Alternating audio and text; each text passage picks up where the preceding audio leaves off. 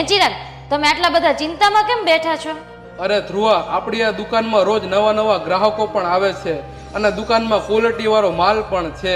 વધુ મૂડી ન હોવાના કારણે વધુ માલ નથી ખરીદી શકતો અને મારી એક એવી ઈચ્છા છે, આપણી આ નાની દુકાનને મોટા બિઝનેસમાં રૂપાંતર કરીએ. તમે ચિંતા ન કરો. રોજ તમે આટલી બધી મહેનત કરો છો તો ઈશ્વર પણ આપણી સાથે છે આપણા સપનાઓને સાકાર કરવામાં. આ માટે આપણે કદાચ લોન પણ લઈએ. હું જ્યાં કચરા પોતા કરવા જાઉં છું એ સેટને લોનની કંપની છે, આપણે એને એકવાર વાત કરીએ.